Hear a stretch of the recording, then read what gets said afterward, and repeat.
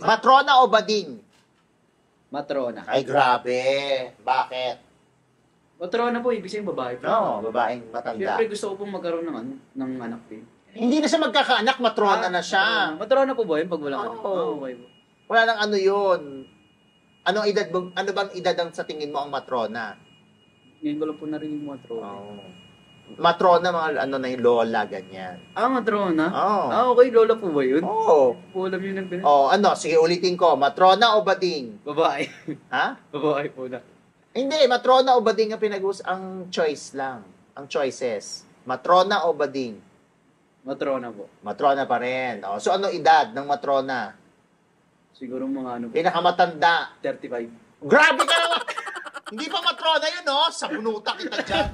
Mas mainit ang mga eksena sa uncut episodes ng Channel Fu.